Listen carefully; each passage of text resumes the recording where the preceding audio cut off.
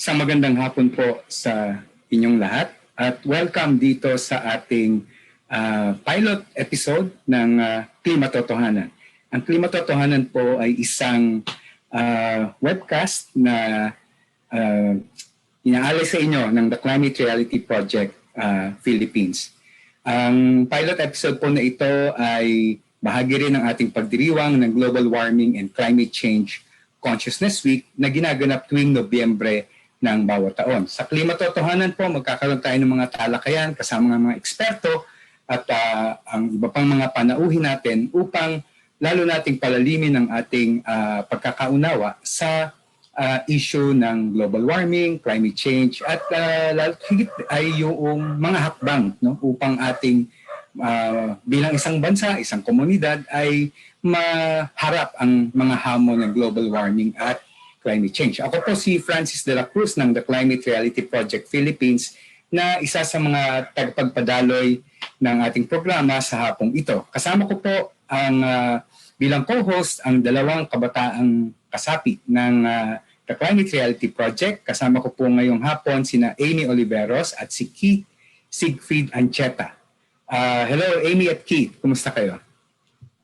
Hello Sir Francis, mabuti naman. Hello, magandang hapon po sa atin lahat. Magandang hapon Sir Francis and Keith. At magandang hapon po sa lahat ng sumusubaybay sa ating Zoom meeting. At syempre dun sa mga nanonood sa ating Facebook Live. Magandang hapon po at maraming salamat sa pagsama sa amin ngayong hapon na ito. So ako po si Aimee Oliveros. I'm very, very excited to be part of the pilot episode of Klimatotohanan at syempre maging co-host ninyo. Hindi ba, Keith? Yes naman po, Miss Aimee. Pati ako ay sobrang excited at salamat sa ating mga tagapagpasubaybay ngayon sa Facebook Live at kasama natin dito sa Zoom Room na nakikipartisipa sa unang episode ng Klimatotohanan. Ako naman po ay si Keith Siegfried at tulad rin ni Miss Aimee, excited po ako sa magiging talakayan natin ngayong araw kasama ang ating mga eksperto. Pero bago natin simulan ang talakayan tungkol sa pagpapalalim ng ating nalalaman sa global warming at climate change, Sir Francis, may mga nagtatanong sa akin, ano nga ba itong Klimatotohanan? Ano ang pinagkaiba nito sa iba't ibang webinar na dinadaluhan natin, lalo na't karamihan sa atin ang stay at home? At di po ba nung nakaraang buwan lang, meron tayong 24 hours of reality kung saan nagdaos tayo ng Klimatotohanan 24-hour webcast? Ano pang pinagkaiba noon sa Klimatotohanan natin ngayon? Salamat Keith. Well, tama ka, no? Kasi nung nakaraang buwan, buwan ng Oktubre, bilang ating yung bahagi natin dun sa simultaneous na 24 hours of reality ng The Climate Reality Project, nagkaroon tayo ng 24-hour webcast. So 2 araw tayong magkasunod na walang ginawa kundi magpalitan ng kuro-kuro through webinars. Meron meron pang game night. At di ba, so yun ay ginawa natin for 24 hours, no? Ito naman gagawin natin ngayon sa Klimatotohanan. Nakita kasi natin maganda siyang venue para magtalakayan, mag-usap-usap yung mga climate reality leaders at mga kaibigan ng climate reality. Kaya naisip natin gawin nating weekly, no? Para meron na tayong bagong habit, no? Gusto natin kasi yung nangyaring engagement at response ng climate reality leaders dun sa ating Klimatotohanan webcast. At ang layunin nito, mapalalim ang ating kaalaman tungkol sa mga usapin ng global warming at climate change at pataasin ang level of confidence ng mga mamamayan katulad natin na kumilos, no, para ma-address yung mga problema ng global warming at climate change, no. So sana maging weekly habit ito. No? Ang gagawin naman natin dito, we'll invite guests, yung mga subject matter experts natin para magbigay ng kaalaman ganito. Meron tayong segments, climate science, climate policy and governance, may activism, at ang special feature nito, towards the end of the program, meron tayong talk back. No? Meron tayong venue for talk back where we would like to have our participants join us in discussing kung ano yung naging tema natin for that week. No? Keith, Aimee, gusto ko lang ding i-highlight na itong programang ito ay ito ay programa ng the Climate Reality Leaders na nandito ngayon sa Pilipinas. No? Ang Philippine branch ay narito para sumuporta. Pero gusto natin sa pangmatagalan, mas climate reality leaders na talaga yung magbuo ng programa, magplano, gawin itong masaya, at gawin talaga itong isang space for learning ng climate reality leaders at ng iba pa nating mga kaibigan. No? So bukod po sa nakikita nyo ngayon sa screen, kami po ay sinusuportahan ng aming kasama sa Philippine branch at saka ng iba pang climate reality leaders na sa araw na ito, sila ay nandun sa technical side o sa back end ng ating programa. Baka sa susunod na pagkakataon, makita na rin natin sila. No? So, Aimee, paano pa ba pwedeng maging bahagi ng ginagawa natin yung mga ating mga taga-subaybay? Climate reality leader man sila or hindi? Pwede mo bang i-share? Sure, Sir Francis. Thank you for explaining that. And para po sa mga climate reality leaders ngayon, no, very important po yung magiging role natin moving forward. Kasi kailangan po namin kayo para bumuo talaga ng programa and really to make sure that you're gonna be part of Klimatotohanan moving forward. Paano ba tayo makakasali at makakatulong? Very, very simple. If you have a topic that you're expert already or bihasa na po kayo, i-share lang natin kung ano yung alam natin, ano yung pwede natin i-share. Kasi marami, for sure, ang matututo at makakaalam niya. No? So, una yon, pwede rin naman po yung mga topics na hindi pa natin masyadong kabisado, di ba? Pwede tayong mag-invite ng mga experts, mga climate advocates para sama-sama tayong matuto, di ba? At magkaunawaan dun sa aspetong yan. Now, dun naman sa mga leaders natin at sa mga viewers, makikiusap lang kami kung pwede po paki-share at paki-like ang aming Facebook Live ngayon kasi live na live tayo ngayon. Paki-share naman po o baka pwede nyo rin i-watch parties para marami pang makibahagi. Marami tayong ma-share kasi very exciting talaga yung topic natin today. So yun lang, like and share. At kung may mga tanong po kayo, especially sa mga experts natin today, do not forget to put in the chat box kung nasa Zoom po kayo o kaya naman ay sa comment section sa ating Facebook. Kasi very exciting talaga yung topics natin today. So sana makita natin yung mga tanong nyo. And di ba Sir Francis and Keith, nitong last week, we actually sent out the poster already. Di ba? Pinadala natin yung poster and we requested our viewers kung pwede na silang magpadala ng mga questions. And nakakatuwa kasi marami na pong nagpadala. Di ba? So very excited na rin sila kasi very timely talaga at very relevant yung topic natin today. So hopefully, di ba, malalaman at makikita natin yung mga katanungan na yan mamaya. Hindi ba, Keith? Yes po, Miss Aimee. Actually, this first episode of the Klimatotohanan webcast ay pinaplano na namin right after ng 24 hours of reality. Kaso nga, alam naman natin na sunod-sunod ang nangyaring sakuna. We have Typhoon Quinta, Typhoon Rolly, and Typhoon Ulysses. Kaya na-postpone ang ating pilot episode. At marami sa atin ang naging apektado and marami pa rin hanggang ngayon ang nasa recovery phase. Pati ang ating production team ay apektado. Pero minabuti namin gawin ito ngayon dahil nabibigyan din nitong bagyo actually na highlight yung iba't ibang issue regarding disaster risk, disaster resilience. At itong webcast na ito ay isang way in order for us to become more aware and become more informed in decision making at pag-aksyon sa iba't ibang epekto ng krisis sa klima sa ating bansa. Itong mga nagdaang araw na balitaan naman natin na ang Luzon ay under state of calamity.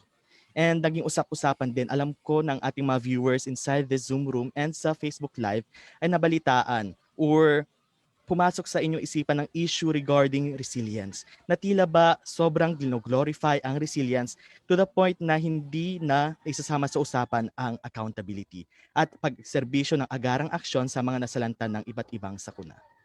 Nakakalungkot mang isipin na kahit anong sabi natin na the Filipino resiliency or the Filipinos are waterproof, the Filipinos are resilient.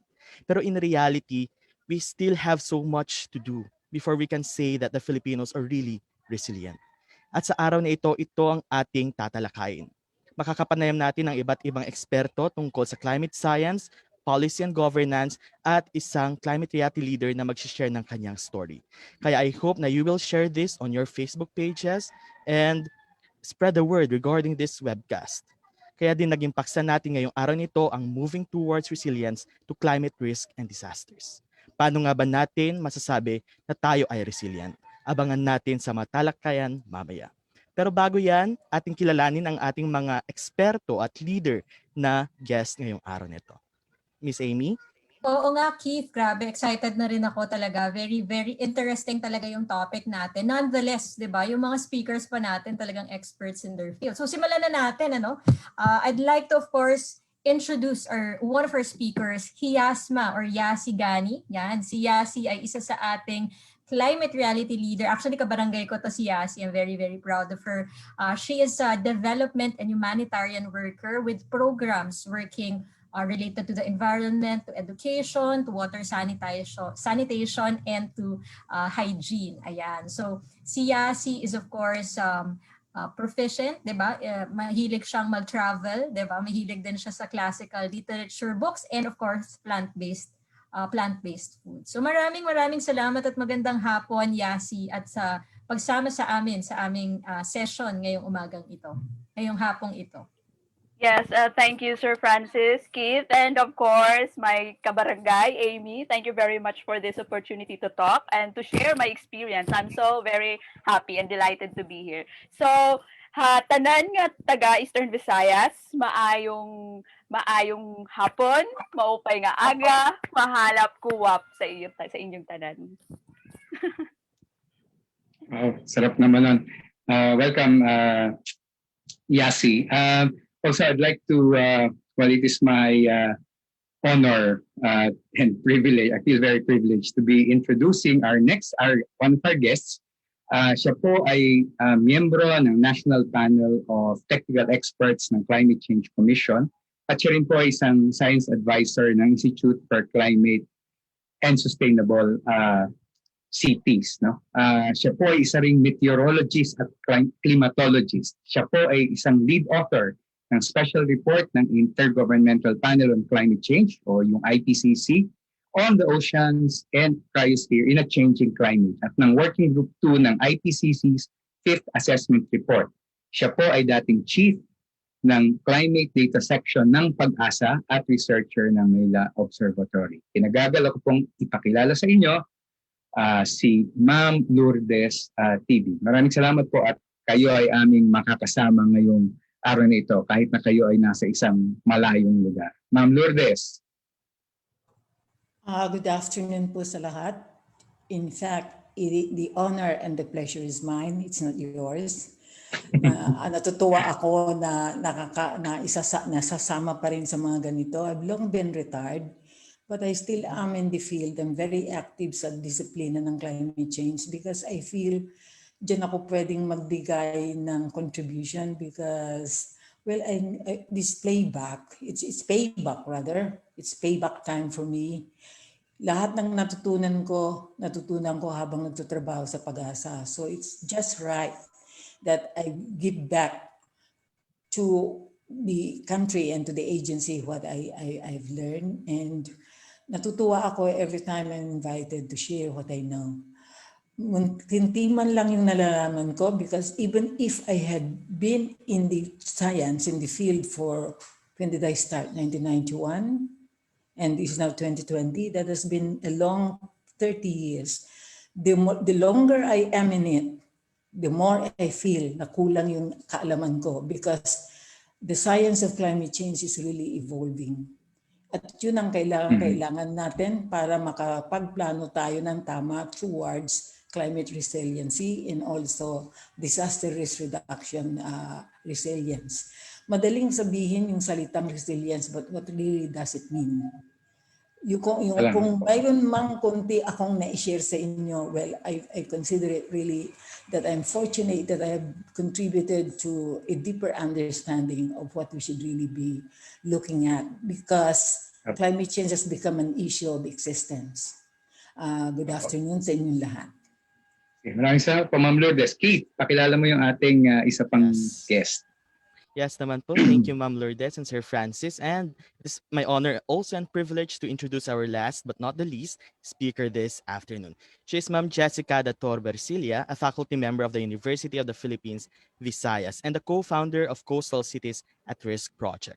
Nagtatrabaho din po si Ma'am Jex sa organisasyon na Christian Aid bilang Senior Advocacy and Policy Officer for Asia and the Middle East. Dati po siyang Program Coordinator for CCADRR or Climate Change Adaptation and Disaster Risk Reduction at Senior Research Associate of the Ateneo School of Government.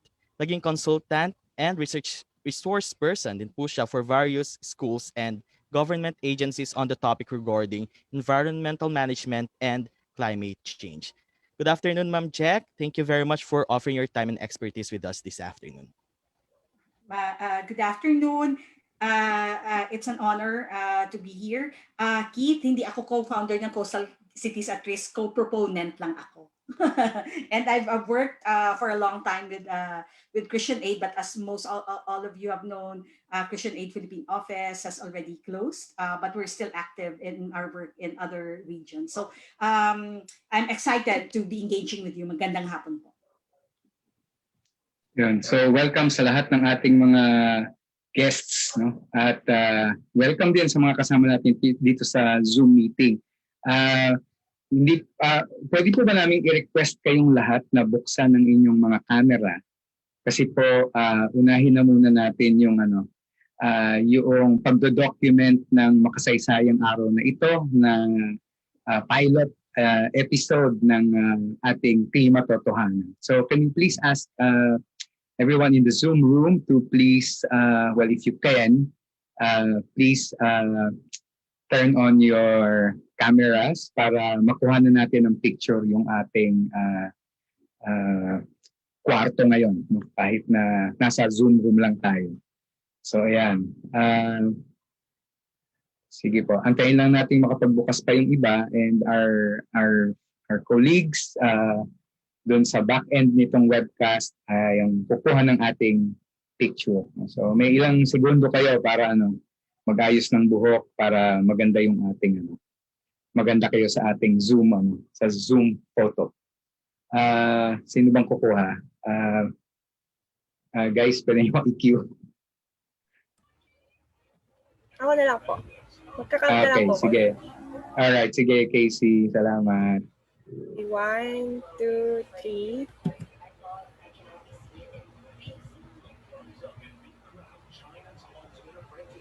Okay, next po. Smile. 1, 2, 3. Thank you. Yon. Sige. Salamat Casey. Sige po. Kung pwede po ay yan muna natin.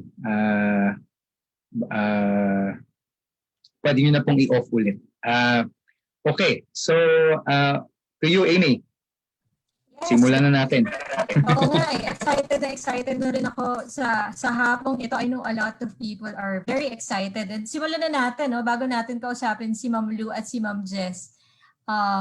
Pag-usapan na muna natin, no? Kausapin muna natin ang ating first speaker. Yan, tawagin natin si Yasi. Siyempre si Yasi ay sabi ko nga isa sa aking kabarangay. Diba? And did you guys know si Yasi pala can speak Waray, Bisaya, Tagalog, English, and Inabaknon. Tama ba? Which is the language spoken in Kapul Island. So grabe si Yasi pala is multilingual. Pero Yas, ngayon, pwede bang lang muna tayo? Taglish, oo, kasi baka magulantang ako. Today is just a very, very exciting day. No? Can you share to us just your life story and where did you come from? Diba? Simulan na natin tong magandang usapan na to. Okay, thank you, Aimee. So I think Filipinos naman talaga yung natural, mga multilingual sila. So, ako, na-mention mo nga na I can speak Waray, Bisaya, Inabaknon. Yung mga languages na yan ay nasa Eastern Visayas, present yan sa Eastern Visayas. So, taga Eastern Visayas talaga ako. So growing up, I have lived in the three major islands of Eastern Visayas of Region 8, which is yung Biliran, Samar, at saka yung Leyte. So kailangan naming magpalipat-lipat kasi dahil sa work ng mother ko. So yun. Pero alam mo, i-relate ko lang sa topic natin ngayon. Siguro yung napapansin ko lang doon sa mga natirhan ko sa Eastern Visayas ay common yung taon-taon kaming binibisita ng bagyo. At saka, yung isa is, rich siya sa natural resources. So, karamihan talaga, growing up, karamihan talaga sa mga people in the community na kung saan ako tumira, ay sa natural resources lang din sila kumukuha ng mga pagkain nila. So, I mean like, kumukuha sila ng pagkain nila for that day ay sa dagat lang din. So, pupunta sila sa dagat, mangingisda, ganyan, or kukuha ng mga kamote sa backyard nila. So, yung mga ganun. So, it's a very simple life. Kaya yung mabuhay ng ganun lang naman kasimple. So, later ko na siguro ikukwento yung sa disasters na mga kwento. Kaya nga, So, very, yun. very interesting talaga yung background mo, no? Coming from remember 2013, di ba? Especially 2000, people became more aware, di ba? Of dahil na rin yung experience natin in terms of the typhoons. Was it similar to Tarman and to Kapul? Can you share to us how yung experience mo dyan, Yasi? Yes. I think dahil sa experience na yun ng 2013, nakilala talaga yung Tacloban City. At hindi lang yung Tacloban City, at saka iba pang mga affected na mga LGUs, pati na rin yung Central Visayas at saka yung Western Visayas. So, sabi ko nga, doon nagkaroon ng realization yung mga tao na ng konsepto ng paghahanda at pagbangon. Alam mo yun? Kasi nasabi ko na sa'yo na yung pinagkukunan nga ng pagkain ng mga tao sa lang din nila, sa backyard nila, nasa mga natural resources na nang dumating yung bagyo, naapektuhan siya. So yung pinagkukunan nila ng mga pagkain, yan, hindi na nila makuha sa immediate surroundings nila. So yun. Ang gusto kong sabihin is apektado ka dahil sa disasters na yun, apektado ka, hindi lang yung mga mahihirap, pati din actually yung mayayaman, mga matanda at saka bata. So, I think yun yung time na parang nagkaroon ng pagninilay-nilay yung mga tao on awareness to adapting disasters. I think yun sa mga time na yun. Parang sila ng much more deeper understanding because of that. Yes.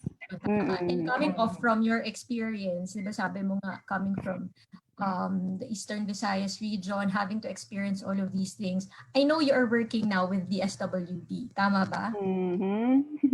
Would you say, can you tell us what you are or what your work is all about? Ano yung ginagawa natin sa DSWD? So dahil doon nga sa experience ko sa Hayan, sa Yolanda, na sinasabi nga na isa siya sa naituring na isa sa mga malalakas na climate-related na mga disasters talaga. Yung chinal ko yung energy ko talaga na makapag-contribute sa community na patungkol doon naman sa pag-address ng climate change. So kaya minabuti ko na magtrabaho sa government. So I'm working with the government right now. So yung hinahawakan naman namin, I'm part of the team na humahawak ng pag-i-implement ng climate change adaptation and mitigation programs. So nationwide siya, na national siya in scope. So sa mga piling mga provinces and municipalities. Pero ang layunin talaga ng programa na ito ay tulungan yung mga tao na yung mga poor at saka vulnerable communities at households na makapaghanda sa mga sakuna. So, yun siya. So, siguro I'll give example like sa Region 10, meron silang community na nababaha pag lumalakas ang ulan, hindi makapagbenta ng mga gulay, yung mga magulang at saka yung mga bata hindi makapasok. Kaya ang nangyayari ay wala silang kita for that day at hindi nakakapasok yung mga bata. Kaya I think for yung development ng community mismo, parang nako-compromise siya. So yung ginawa naman with the partnership of LGU, yung ginawa is nagtayo ng footbridge. So kahit pa umulan, so dahil doon, kahit dahil sa proyekto na yun, so kahit umulan siya, at least makakapagtinda pa din sila nanay, sila tatay, saka makakapasok yung mga bata. So isa lang yun po sa mga example ng mga ginagawa namin. Thank you, Yasi, diba? Sobrang sabi ko nga before sa'yo, it's very timely and it's very right na ikaw yung napili for a speaker here because of yung experience mo, coming up from that experience and going, using your energy to really work in the government and to help out, diba? And to serve. Magandang inspiration yan. I know a lot of people probably can relate to that also. Now, hot topic tayo ngayon, Yas, diba? Alam mo naman, medyo usok ngayon ng usaping resiliency, diba? Naririnig na natin yan paulit-ulit ngayon, especially typhoons, diba? Because of the different climate disasters, diba? So, maitanong ko lang sa'yo, diba? Kasi very hot topic nga ito ngayon. For you, what is your definition? Ano bang definition mo of resiliency, diba? Based na rin dun sa dun sa nakwento mo and dun sa experience. Yes. Resiliency, friendship. Yes. So, ganun pa din naman yung definition ko ng resilience, yung kapasidad na bumangon after ng shocks, stresses, disasters, crisis na meron na experience natin. Pero sana hindi lang siya humantong lang sa individual na level, na sana umabot siya hanggang sa community na level, sa LGU level, sa national na level na resilience. Kasi 'di ba ang climate-related disasters naman ay walang pinipili, na ikwento ko na din kanina lang na mahirap ka man, mayaman, bata, matanda, apektado ka talaga. So it's like we're all in this together. So kailangan din yung resilience natin ay collective din, hindi individual. So it's a call for collective action para doon sa resilience, na kailangan natin na tayo lahat may gawin tayo para doon sa minimiti natin na resilience. So yan. So hindi siya individual resilience, but sana collective. Salamat. Tama, collective, not individual. So kanya-kanya yung responsibility natin. Tama ba, Yasi? So ang ganda nun. Ang ganda nun. Yes. Okay, so I guess baka time for, do you have anything else to add up? Meron ka pa bang gustong i-share? So nakita natin guys yung story ni Yasi from, coming from that experience, moving into the government space and being able to understand what resilience and having to experience all of these things, diba? Ang gandang experience niyan with Yasi. And thank you so much for sharing that. Now, we just want to check lang, baka may mga questions kayo guys. May mga questions ba kayo kung Yasi? If ever you have questions guys, don't feel free to ask in the comment section or dito sa Zoom natin. Just a very quick shout out lang. Meron nagpapa-shout out from Las Piñas. Hello, and to Zamboanga. Maraming salamat po sa pagnood sa ating session ngayong hapon na ito. Maraming salamat, Yasi. Mamaya makikita pa natin ulit si Yasi towards the end ng session natin. Tama ba, Sir Francis? Yeah. Diba? Salamat Yasi, salamat Aimee. At pumasok na tayo dun sa ating diskusyon, no? At merong isang maikling video na gusto sana nating gamitin to preface our discussion ng ating isa sa mga bisita. Can we cue in the video, please? Whenever we see a catastrophic storm like Hurricane Harvey, we have to ask if it has anything to do with man-made climate change. Could climate change be fueling the history-making nature of this storm? We know that humanity's carbon footprint has shifted the baseline conditions of the climate, the context in which every weather event takes place. But trying to isolate the human influence from everything else that's going on can be really hard, especially for hurricanes, or what scientists call tropical cyclones. They're super complex, and the quality of the historical data we have for them isn't great. We do have physics, though. Hurricanes are driven by the transfer of heat from the sea to the air through evaporation. The storm's maximum possible wind speed, or its potential intensity, depends in part on how warm the ocean is. And of course, we're warming the ocean. So researchers expect intense tropical cyclones to become more frequent if we continue to warm the planet. That's one place I think you find a very strong consensus among scientists who study the connection between hurricanes and climate, that the frequency of the high-end events will probably go up. And that shows up in climate models. This is from the Intergovernmental Panel on Climate Change. It summarizes the computer model results for tropical cyclones near the end of the century compared to today. The first bar represents the total number of tropical cyclones globally. That's projected to go down a bit. But the second bar represents the frequency of the most intense storms, categories 4 and 5.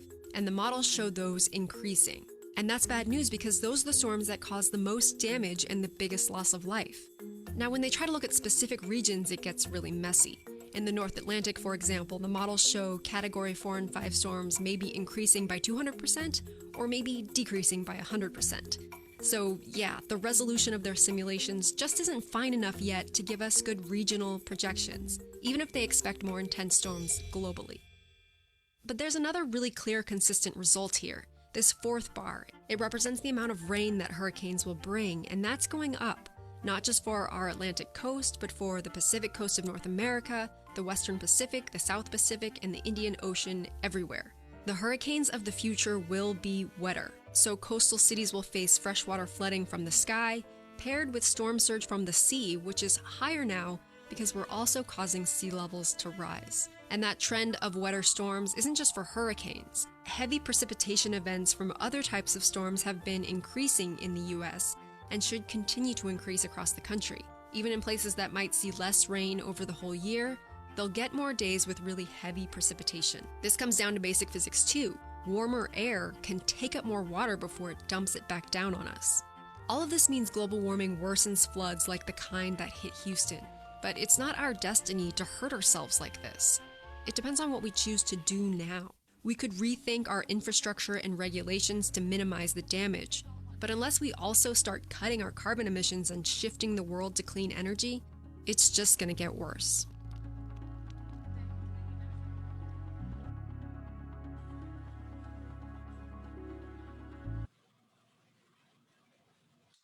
Yun. So, Ma'am Lou, sa isang panayam po, sinabi ng isang tagapagsalita ng pamahalaan na wala daw dapat sisihin sa nangyaring trahedya sa ating mga pamayanan dito sa Luzon mula sa mga nagdaang bagyo, yung kay Rolly, kay Quinta at Ulysses, kung hindi daw ang climate change. Maaari po bang bigyan nyo kami ng karagdagang paliwanag kung paano nga bang ugnayan ng global warming at yung pagkakaroon ng mga bagyong katulad ng nasaksihan natin kamakailan lamang? At ano nga ba yung connection nitong mga extreme weather events sa global warming at climate change? Meron po yata kayong PowerPoint presentation?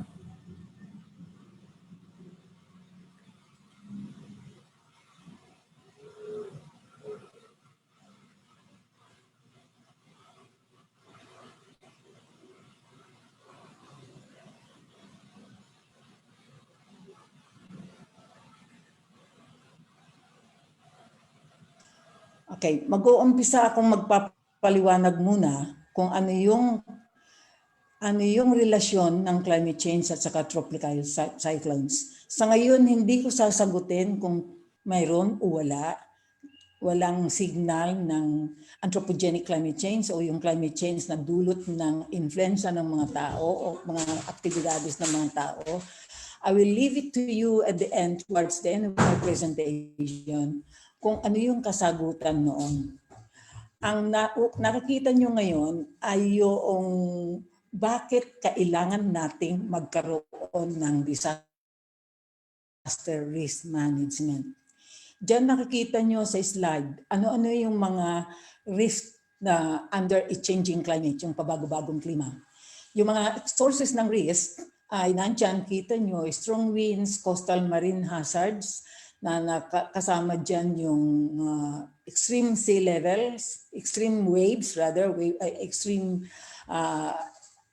levels ng mga taas ng mga waves, tropical cyclones, sunod-sunod na dumali sa Luzon. And then mayroon din tayong tinatawag na heavy rainfall na nagre-result sa floods, and then mayroon tayong tinatawag na at yan ay nakikita, sinasabi ng siyensya, ng mga pag-aaral ng mga climate change scientists, lahat yan ay lumalakas, dumadami ang frequency at lumalakas yung intensity ng bawat isa sa mga risk na yan. At yan ang nagbibigay sa atin ng dahilan para magkaroon tayo, pag-isipan na natin na kung hindi tayo kikilos, kung walang disaster risk management tayong ilalagay in place, talagang habang panahon na lang na ganito, magkakaroon tayo ng rescue and relief operations. Lahat na ng economic gains natin mapupunta sa ganyan. Can you move on to the next slide, please? Next slide. Ito ay pag-uulit lang doon sa nakita ninyong live video, paano nagfo-form yung tropical cyclone. Ito yung basin, itong pag-form ng tropical cyclone happens in either the Pacific Basin or in the Atlantic Basin. Sa Atlantic Basin ang tawag hurricanes. Dito sa Pacific Basin ang tawag natin tropical cyclones na pwedeng maging tropical, magkakaiba tatlo yun, depression, storm at saka typhoon, at may pang-apat na super typhoon. The main cause kanya nagkakaroon ng tropical cyclones ay kung kinakailangan mayroong basic requirement, the ocean temperature should be above 26.5 degrees centigrade. Kailan mainit o kaya sobra sa 26 degrees centigrade yung tubig karagatan para mag-umpisa ng tinatawag nating tropical cyclones. So yun yung pinakita kanina, kinakailangan mayroon din unstable at the convective activity sa mid-tropical tropospheric levels, at saka kinakailangan yung vertical wind shear ay hindi siya masyadong malakas, kasi kung malakas siya, masusuppress, mababawasan yung steering current ng tropical cyclone. Next slide, please. Next slide. Okay. All right. So I can move it here. Yung table, yung pinapakita dyan, yung bilang ng mga decommission na tropical cyclone. Sa Pag-asa kasi, kalakaran na pag sobrang lakas ng bagyo, dinidecommission namin siya. Yung pangalan, inaalis na namin. Di ba nakikita nyo sa Pag-asa, mayroong from alphabetically arranged na pangalan ng mga bagyo. So mag-uumpisa sa letter A, pag-umpisa ng clone season,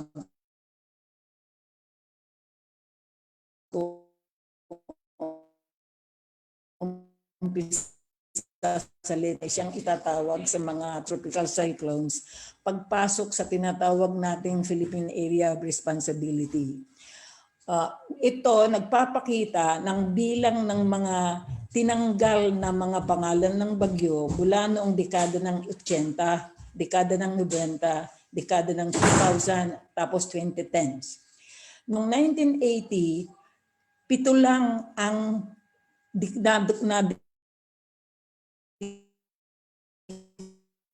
commission.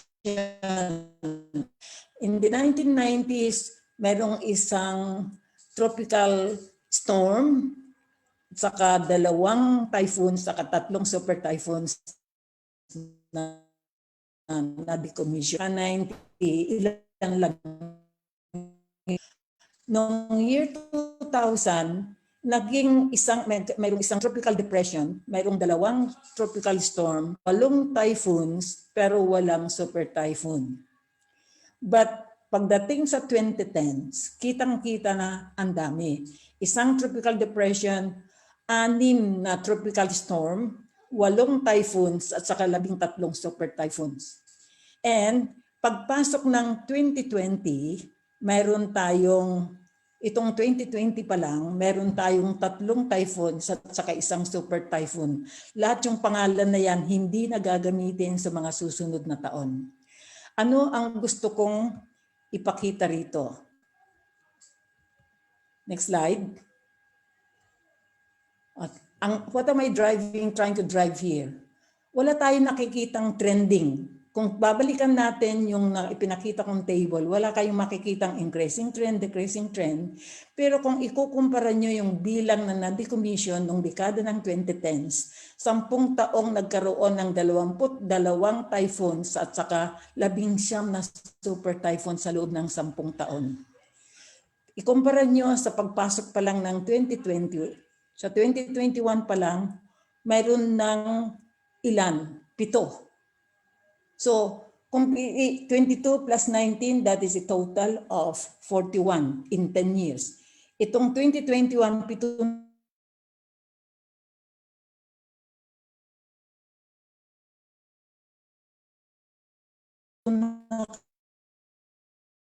agad. Forecast ng Pag-asa na ipinalabas nila noong October 2020.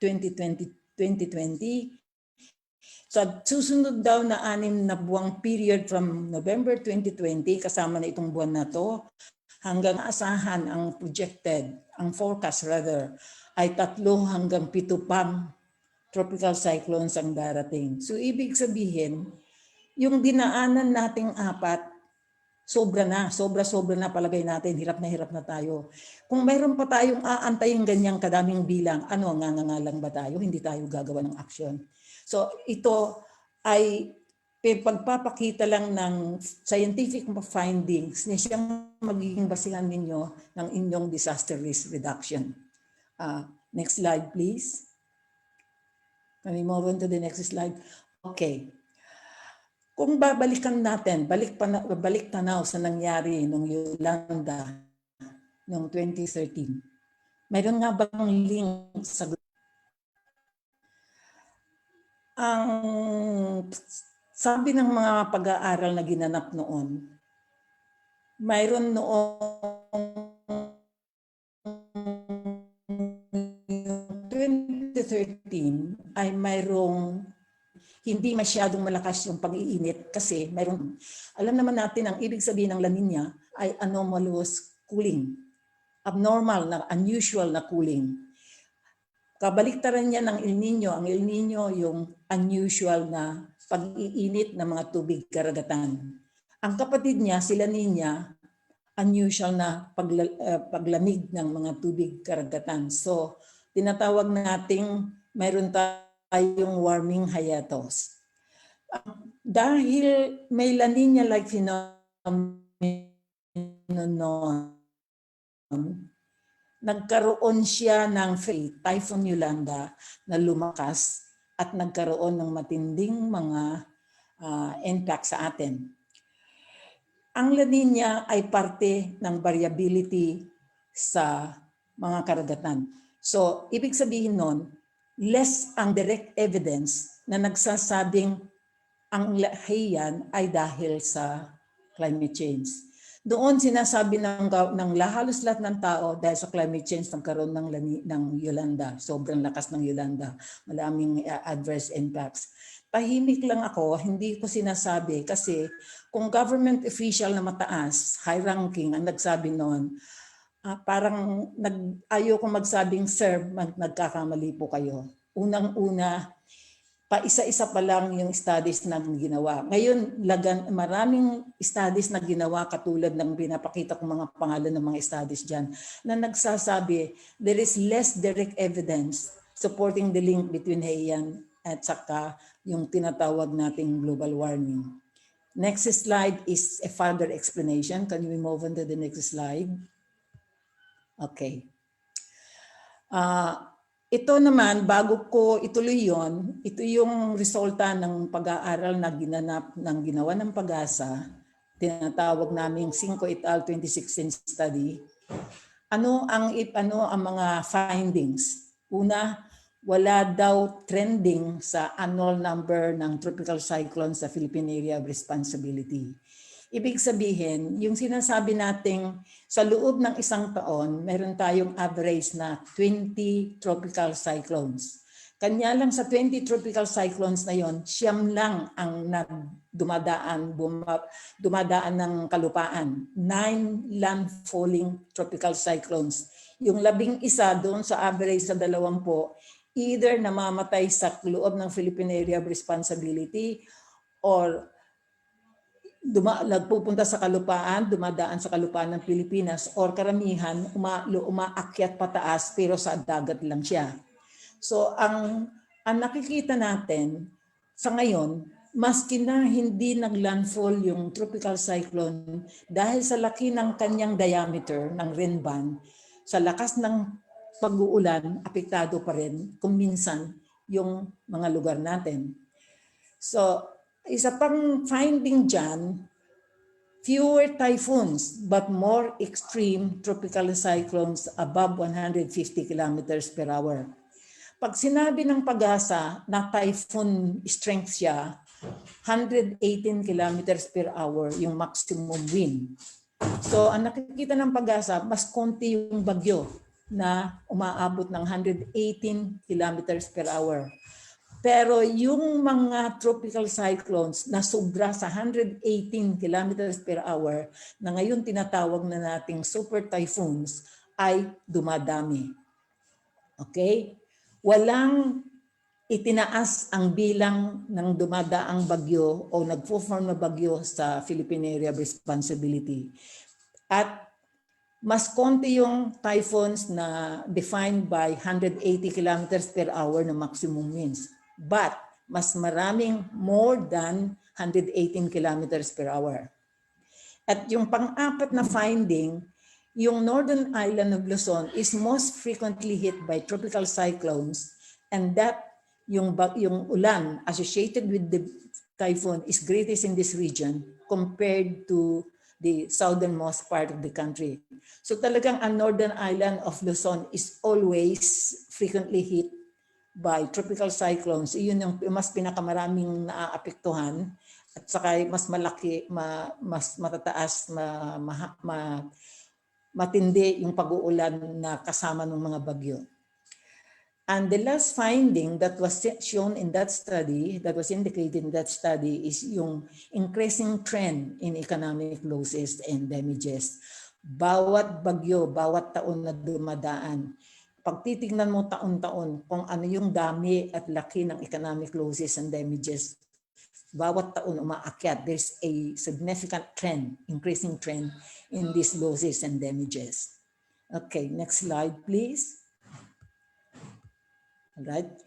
Ito naman yung pag-aaral na ginanap na sinasabi ng Kang Elsner kung ano yung mga kailangan, rather ano yung mga condition para stronger ang typhoons in a warmer world. Habang painit yung mundo, how violent typhoons are responding to global warming is yet to be fully understood. Ang explanation na mayroong connection doon sa pag-iinit ng mga tubig karagatan at saka yung patuloy na paglakas ng mga bagyo sa Western North Pacific. Ito yung iibahin ko muna sandali. Bakit tayo pirming dinadalaw ng maraming bagyo? Dahil sa geographic location natin. Tayo yung pinakamalapit sa warmest pool of the ocean waters sa Pacific region, sa Western North Pacific. Tayo yung unang bansang tatamaan. Kadalasan ang bagyo ay namumuulang sa mga tubig dagat, sa ibabaw ng tubig dagat. Kung dahil ito nandun tayo sa malapit sa warmest pool of ocean waters in the Pacific, tayo yung paboritong birthing place, kumbaga nursery ng mga tropical cyclones. So nakikita ngayon na mayroong connection yung patuloy na pagtaas ng mga tubig karagat, yung temperatura sa tubig dagat at saka yung malalakas na strength or intensity ng mga super typhoons. Dahil yung energy galing sa deep convection is on the rise, dahil sa greater heat and moisture. Yun yung nag-fuel doon sa pag-form ng tropical cyclones. Kung walang feeding mechanism, yung bagyo, hindi siya mamumuo. Dahil sa lawak ng tubig karagatan, dahil sa init ng tubig dagat, yun yung nag-fuel ng formation at saka pag na-form siya, yung paglakas ng mga bagyo. Kung minsan, pag ang air pressure is high, hindi natatapto, kanya yung tropical cyclone formation is becoming less common, but kung may nabuo, magkakaroon ka agad ng extreme intensities dahil doon sa stored energy na pinanggagalingan niya. Itong mga pagbabago sa environment, yung nag-influence ng mga upper portion ng intensities ng extreme typhoons. So that ito'y indikasyon na mas maraming super typhoons na mas lalakas sa Western North Pacific. Malas lang at tayo ay dahil sa ating geographical location, may exposure natin, tayo yung pirming nadadaanan nitong napakalaking hazard risk na ito. Then we move on to the next slide. Hindi ko po sinasabing mayroon lang anthropogenic signal. Sinasabi ko lang, ini-explain ko lang na dahil nandyan tayo, exposed tayo sa mga ganyang kondisyones na nagiging sanhi ng paglakas ng mga intensities, tayo ay exposed. Okay. Tingnan naman natin ano yung projections para sa mga tropical cyclones. Sabi ng mga models na ginagamit ng mga modelers, tropical cyclones are expected and have larger storm surges. Yun yung ating dapat pagplanuhan. Habang lumalakas, pag malakas ang tropical cyclone, mas malaki yung storm surge na associated with it. Ay, ito siguro yung mga taga-Tacloban, hindi na sila magugulat kasi dinaanan nila. There is historical experience noong 2013. Nung alam ko ang nangyari noong 2013, sigaw ng sigaw ang pag-asa, mayroon diyang possibility na magkakaroon ng storm surge. Sa mga karamihan noon, wala lang because they don't know what storm surge is.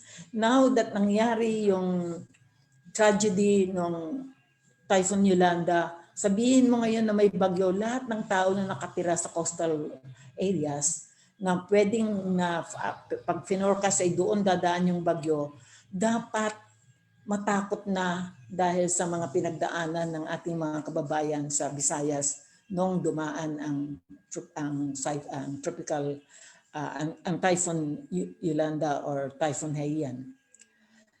Ang mga tropical cyclones are expected or rather projected to be more intense, at dahil more intense sila, mas malaki yung kapasidad nilang magbigay ng ulan. So magkakaroon ng increased rainfall. Although maaaring magiging konti yung bilang nila nitong mga bagyong ganito. Ang pagtitingnan lang natin, pwedeng mas konti yung mga bagyo, but ang tiyak, mas malakas. Kung magkaroon man ng super typhoons, magiging mas malakas pa. So we can expect more typhoons stronger than Yolanda. Palagay ko, iyan yung isang dapat nyong ilagay sa kaisipan pag kayo nagplano. Kasi when we coach people, yung mga LGU sa pagpaplano, pirmi naming sinasabi, tingnan ninyo ang ranges ng pwedeng ipagbago. You plan for the worst case and the best case scenario. Kung hindi man mangyari yung worst case scenario, di masaya dahil tulad ng sinasabi ng iba, zero casualty kung pa pwede. So, huwag ninyong isipin na sayang yung inyong mga pagpaplano kung hindi man nangyari yung matitinding losses and damages. But we really need to plan for the best case and the worst case scenario. Ang worst case scenario ng projections, global projections, maaaring hindi madadagdagan ang bilang ng mga bagyo. But ang lakas ay tiyak na magkakaroon ng pagtaas ng intensity. Okay.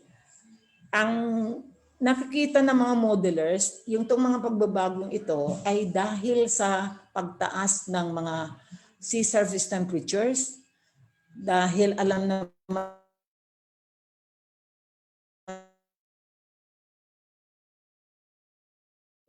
natin sa physics ang water vapor content in the atmosphere at yun yung panggagalingan ng lakas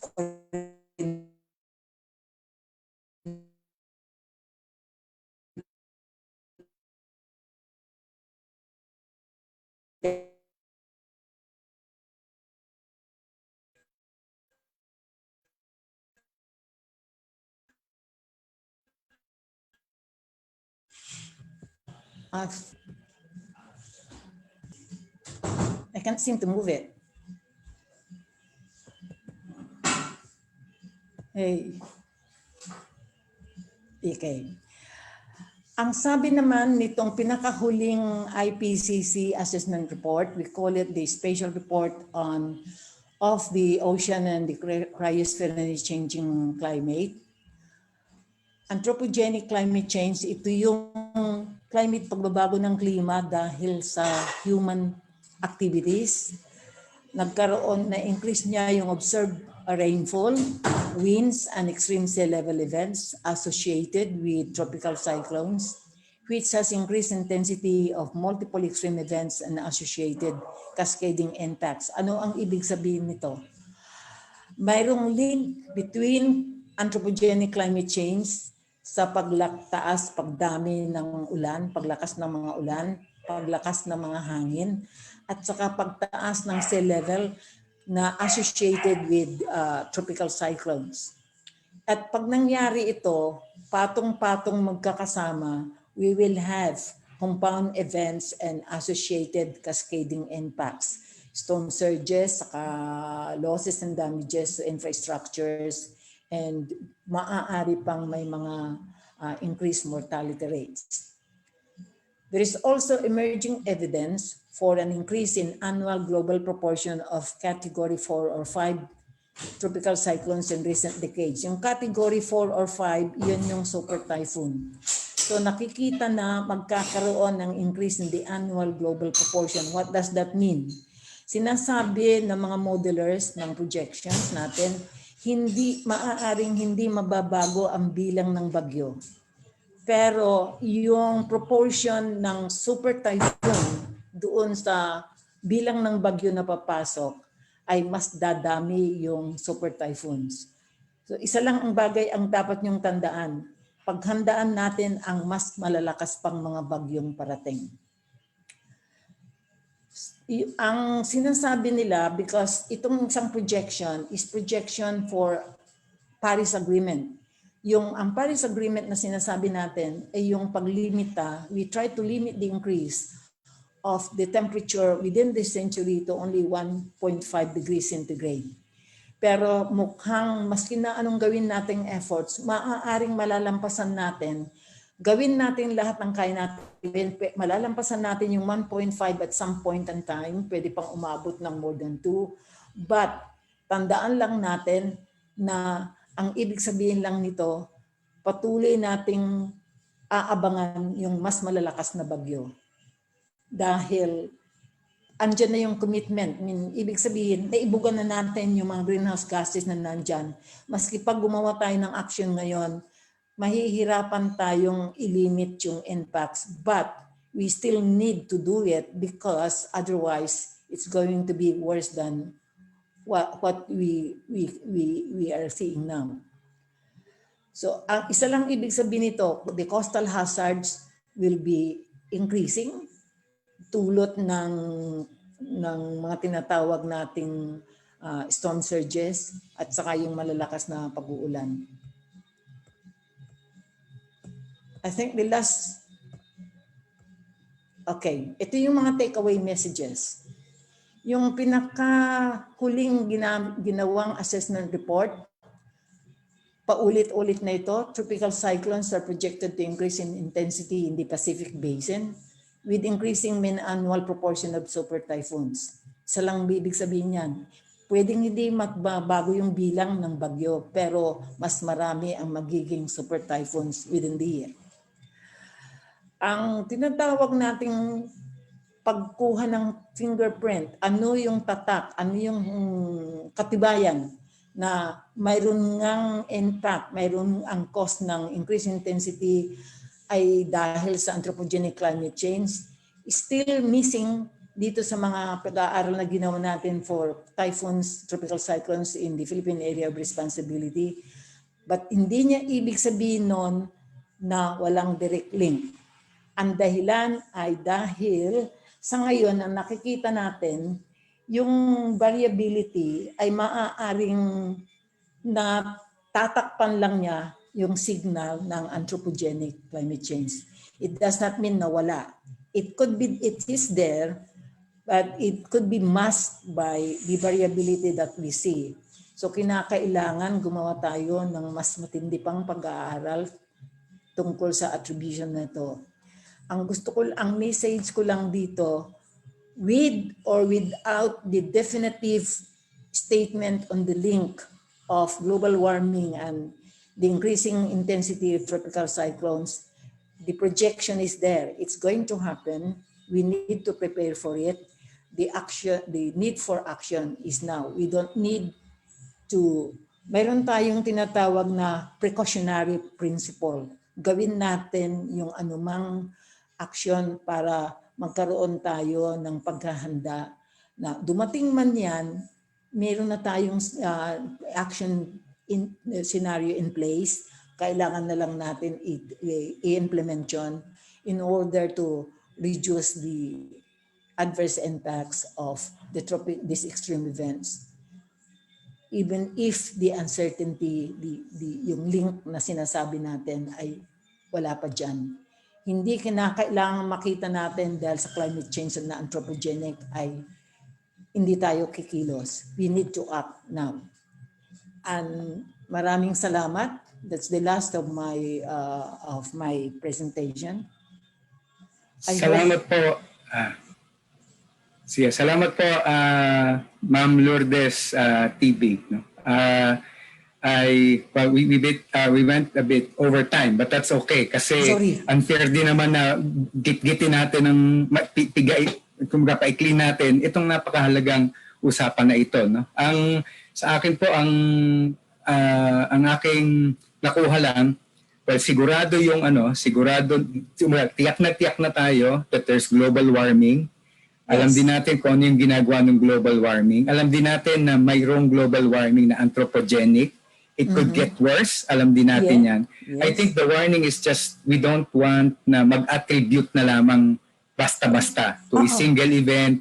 Di ba? Yun lang yung sinasabi natin. And kasi po baka may ibang nagtataka. Baka ang sinasabi naman natin, kailangan kung mag-attribute tayo, it has to be backed up by study, evidence. No? So ang gagawin po natin sa ating mga taga-subaybay, yun pong, itong presentation na to, it can be made available to you. Yung pong mga links ng studies na na-cite ni Ma'am Lu, we can also share it with you so that we can do a collective, reading of this. No? Kasi hindi naman tayo nandito para magdebate rito. Ang gusto natin, maging science-based yung ating approach sa pagkilos sa klima. No? Ma'am Lu, bago ko po kayo hayang makatakas, meron pong nagtanong, paano kaya natin mapapaunawa sa mga Pilipino na meron pong nakapagtanong, paano ba natin sasabihin yung yung pag-iiba-iba, tropical depression, yung cyclone, kasi isang termino lang po ginagamit natin, bagyo lang. Bagyo lang. Paano kaya yun? Oo, ang termino, kita mo, Frances, mayroon akong ibinigay dyan na narrative.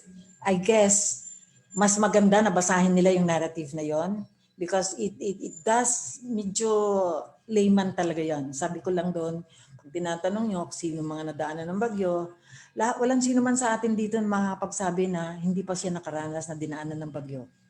So ang mahirap lang kasi maraming technical terms na hindi maiwasan. Kung minsan ang sinasabi nila, mahirap naman kasing intindihin yung mga advisories, warnings ng pag-asa eh. May signal number 1, signal number 2, mga ganun. So, yung tinatawag sa English kasi tropical cyclone. Tropical dahil sa tropics. Cyclone dahil yung may sirkulasyon. Di ba? Pag sinasabi, nung minsan sinasabi ng pag-asa, may binabantayan tayong low pressure area. Hindi pa bagyo yun. Hindi pa tropical cyclone yun. Low pressure area pa lang yun. Kailangan magkaroon siya ng sirkulasyon para tawagin mo siyang tropical cyclone. Yung nakikita na natin na parang mata. Okay. Yung tropical depression, mayroong tropical depression, mayroong tropical storm, may typhoon, hindi natin nilalagyan ng tropical, typhoon na lang, at super typhoon. Ang palatandaan, yung doon ako mag-uumpisa sa typhoon, 118 kilometers per hour, yun ang lakas ng center winds. Yung hangin sa loob ng mata ng bagyo. Yung storm, siyempre mas maliit, mas mababa kaysa 118 kilometers per hour.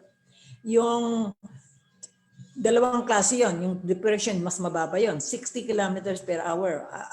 I'm not very sure about these threshold values.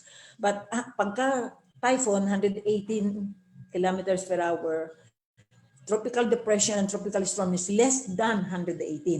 Anything that is more than 118 kilometers per hour is super typhoon.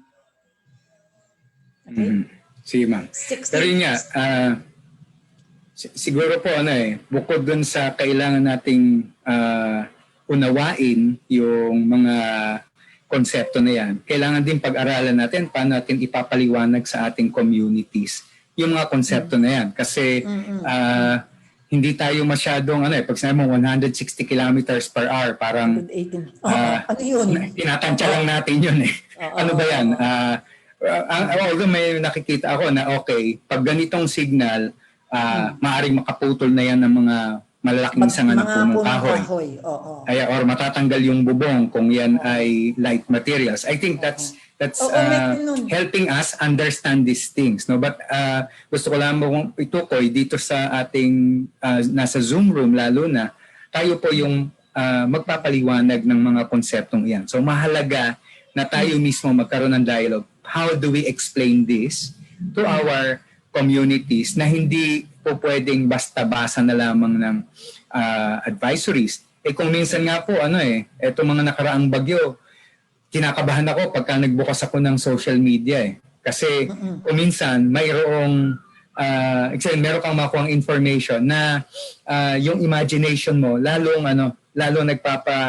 nagdadala sa isang lugar na hindi ka sigurado kung anong gagawin mo. But I think that's yung mahalaga, no? That we have these technical terms and we cannot shy away from them. We have to try to understand so that we can explain it to others. Pero yun nga, wala pa ngang walang easy translation Hindi pwedeng i-Google Translate. Yun pa rin ang isa kong, yun yung nabis kong sabihin. Marami ngayong sources ng information.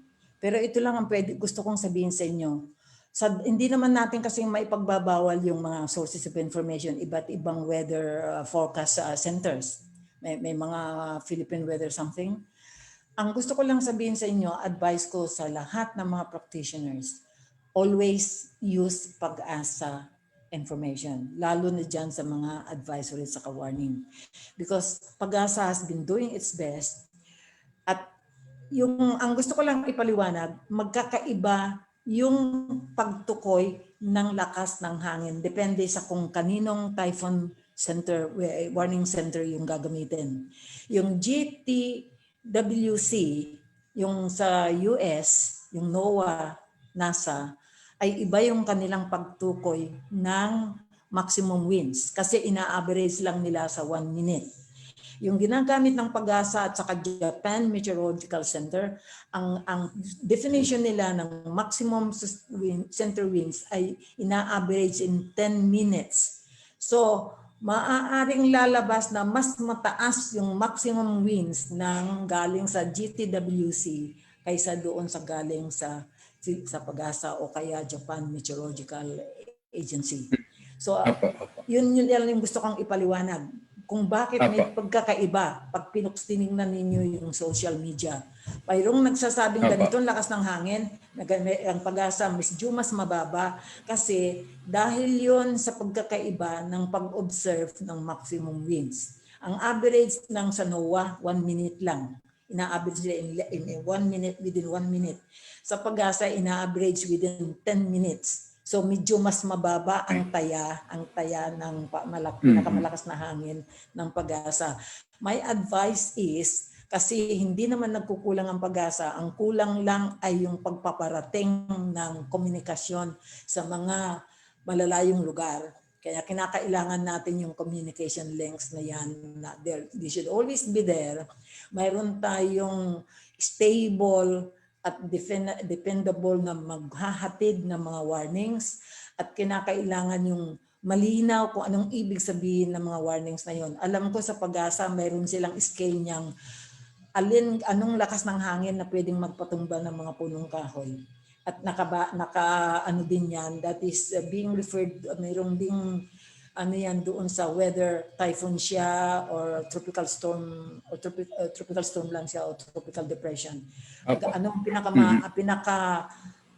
matinding mangyayari kung tropical depression lang siya, kung 60 kilometers per hour lang ang center winds, at ano yung pinakamatinding mangyayari kung 118 kilometers per hour siya. I know that kind of information is available at Pag-asa. Hindi ko lang naisip na ihanda for this presentation. But okay lang po yan, ma'am. Okay lang po. Ang mahalaga po siguro, ang mahalaga po ay sigurado tayo na mayroon tayong pwedeng pagkuhanan talaga ng information. Yes. Siguro po, Yes. ang hindi po namin na ikwento sa inyo kanina, ito pong webcast ay isa lamang sa mga paraan kung paano gusto nating palalimin ang pagkaunawa ng mga climate reality leaders tungkol sa mga usapin ng klima. Meron po kaming naiisip na pagsasanay, no? Ibig sabihin yung talagang focus trainings on baka dito. Halimbawa, yung literacy, no? Paano ba natin iintindihin at ipapaliwanag yung mga ganyang mga weather forecast? Ano yung different, yung mga tulad ng binanggit ninyo. At yan po ay gagawin natin sa mga susunod na araw. Yun ang isa sa mga gaps natin. The information is there. Yeah. But kailangan lang natin i-translate. Information to the grassroots is not really that good. Yeah. Diyan naman po pwedeng pumasok siguro yung mga climate reality leaders that's what we expect you to do. Yes, ma'am. Ayan po. So, sige po, ma'am. On that note, ma'am, maraming salamat po sa oras na ibinigay nyo. Maikli, alam ko, at marahil baka sa susunod ay bibigyan natin ito ng isang tutok na pag-aaral, no? Para mapalalim pa natin yung mga nabanggit ninyo. Anyway, para po sa ating mga taga-subaybay, yun pong presentation ni Ma'am Lourdes will be made available. Yun pong meron siyang pinrepare na 3 pages na that comes with that presentation para sigurado tayo. At yung pong links ay nandoon din, no? Para tayo mismo yung mag-verify, magtingin, mag-aral kasi I think the more people na nakakaintindi nito, mas makakatulong sa paghahanda natin sa pagharap dito sa mga bagyong ito, whether it's a tropical cyclone or super typhoon. Basta kailangan na intindihan natin at kaya natin ipaunawa sa ating mga komunidad. So, Ma'am Lourdes, maraming salamat po at sana po masamahan niyo po kami dito sa susunod na section ng ating diskusyon na makakasama natin si Ma'am si Jessica at ipapasa ko na po kay Keith. No? So yun pong mga tanong kukolektahin natin at ipapasa natin kay Ma'am Lourdes kung kailangan niyang sagutan personally. So again, Ma'am, maraming salamat po sa inyong panahon at again, it's a pleasure learning these things from you. No? So magandang hapon po. Pleasure and honor is mine. Thank you very much. Sige po, Ma'am. Keith, kayo na. Sir Francis. Yes, thank you very much for that very fruitful discussion that alam ko na tayong mga nanonood sa discussion ni Ma'am Lou kanina ay na-enlighten pa further regarding the topic on climate science. Now let's head on to the last but not the least discussion with us this afternoon regarding climate policy and governance. So let's welcome again Miss Jack Dator-Bercilla from the University of the Philippines, Visayas, and a co-proponent of Coastal Cities at Risk project. Ma'am, what is your project all about? Could you share us the aims of your project? Well, it's really about work on climate and disaster resilience in coastal cities. It's really about understanding the risks and how to enable local government partners to address their issues of climate and disaster risk. So it's a lengthy study. It has been running for about nearly 10 years now, about 8 years now.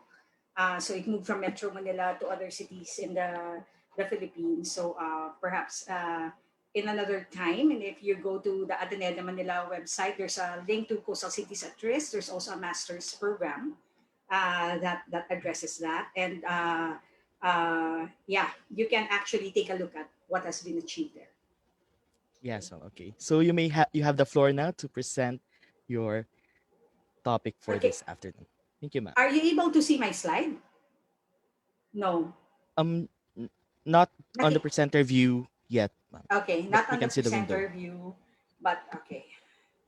Okay, now is it on? Yes, ma'am. It's on. Okay, magandang hapon po sa inyong lahat, and I do hope nagising pa kayo, and it was really a very enriching discussion with Ma'am Lourdes Tibig, who many of us had an opportunity to work with.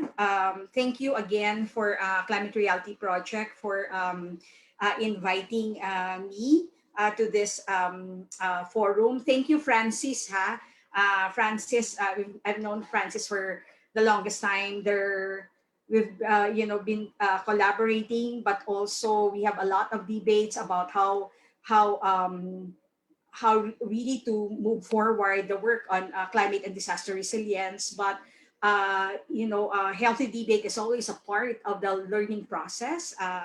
And coming out from what Ma'am Lourdes earlier said on typhoons, and she presented the evidence, from the researches of IPCC. Let me bring you to the attention, because we were talking about evidence, that the Philippines came out already with observed climate trends and projected climate change studies, specifically with different climate variables: sea level rise, temperature, rainfall, and then typhoons, using the new international global guidance, on this, and on scenarios. And these are with scenarios measured in terms of representative concentration pathways. Herein, you deal with whether if you have an RCP of 4.5, therefore you did something, but at 8.5, we did not do any mitigation. And just to affirm what Ma'am Lourdes has said, and she said you need to unpack and look at the evidence. Here is what Pag-asa came out with in 2018. And while the change in the frequency in tropical cyclone, using different climate models,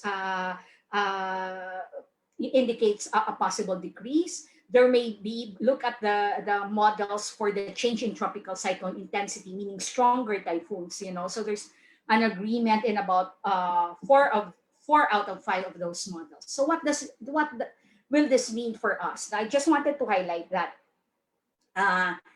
Pagod na ba kayo sa 3-4 na bagyo? Kasi this is what we saw, And I asked Francis if I can speak briefly about this one. And there was a lot of demonization, of the term resilience. Resilience ba to? Yung nakikita natin? Is that resilience?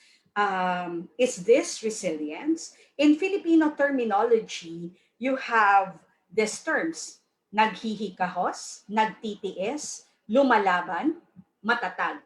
No?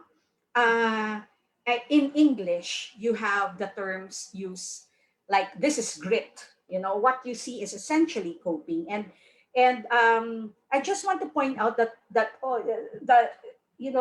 climate change community and the disaster risk reduction community had to come together and have a lengthy discussion on what resilience is all about. Before we start demonizing the word, let's clearly examine what it is. No, so based on studies, there are evolving definitions of resilience. And I will not go anymore to the many studies that have been reviewed by the UNISDR and the UNDRR, or what is now called the UNDRR, and the IPCC Special Report on Climate Extremes, and the latest IPCC document. So I'd like you to look at the definitions. So if you look at the UNDRR definition, it's really the ability of that system that has been exposed to the hazard to resist, absorb, accommodate, adapt to, transform, and recover from the effects of hazard in a timely and efficient manner. Okay? If you go to the IPCC definition, it adds another dimension. It adds the dimension of before resisting. Resilience is about anticipating, absorbing, accommodating, and recovering from the effects of the hazardous event in a timely and efficient manner. What is the goal of resilience? The goal of resilience is essentially to avert the loss of lives and assets. No?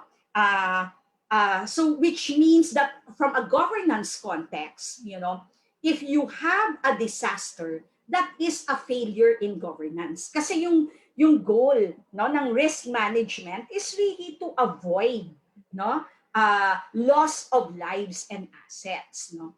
If you pull those definitions together, ito yung Resilience 101 for us. Yung nakikita ba natin ang mga tao na naghihirap, nasa taas ng bubong, yun ba yung resilience na ibig sabihin natin? From a global perspective, hindi po yun yung resilience. Kasi ang resilience may continuum siya. Ang ibig sabihin nito, if we pull the definitions together, the ones that are highlighted in blue came out of the climate change IPCC definition. The reds came from the UNDRR. If you pull them together, it says that resilience is the ability of the social, economic, environmental systems, community or society exposed to hazardous events or trend or disturbances. But specifically, resilience starts from number 1, anticipation; 2, the capacity to resist; 3, the capacity to absorb; 4, the capacity to accommodate; 5, the capacity to cope; 6, the capacity to adapt; the capacity to transform; and the capacity to recover from the effects of a hazard in a timely and efficient manner, including through the preservation and restoration or improvement of essential basic structures and functions through risk management, while also maintaining the capacity for adaptation, learning, and transformation. Hindi ko po ito gawa-gawa. Ito po yung definition na to ay hango sa mga iba't ibang pag-aaral sa buong mundo na inipon po ng UNDRR at ng IPCC. So ang ibig sabihin nun, ang resilience ay continuum. Pero pag nakikita ba natin yung isang tao na lumalaban at nabuhay siya at nagiging matatag siya, resilience ba yon? Parte yon ng proseso ng resilience. Merong pag-aaral yung Future Earth, na sinasabi nila na ang unang elemento sa resilience ay dapat mabuhay ka muna. Kasi ang end goal mo ay dapat mabuhay ka, di ba? Kasi pag hindi ka nabuhay, sino yung magiging matatag? Sino yung magta-transform? Sino yung mag-a-adapt? So dapat lumaban ka muna, persist first. And when you see people doing that, that is something. That's a first step. But if you see them just doing that time and time again, yun yung problema. So kung yung problema natin ay nung PD 1566, yung batas natin, ay ang nakikita lang natin ay ang mga tao cope ng cope bawat disasters na dumaan. There's something wrong with it. Kaya nga, nag-move tayo from PD 1566 to Republic Act 10121. Okay? Which talk about risk management. Now, anong ibig sabihin nito, no, sa mga Pilipino? Anong ibig sabihin ng resilience na 'yan na in-outline ko? Una, pasensya po kayo ha, hindi po ako Tagalog, ako po ay Ilonggo, pero sinikap ko po na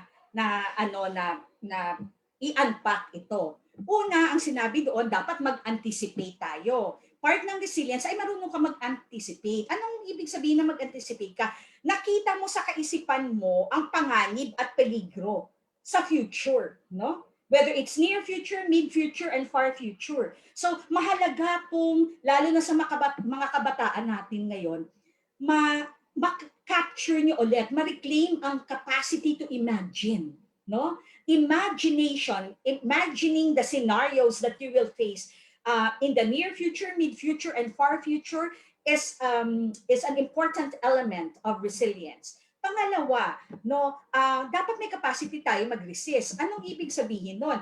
Kailangan alam natin kung paano natin mapipigilan ang peligro, no, ang risk, no? Ang risk kasi ay may tatlong elemento, yung hazard, yung exposure, and vulnerability, no? So kailangan kung kaya mong wag mag-create ng risk, wag mong gawin 'yon, no? Yan yung sinasabi sa atin.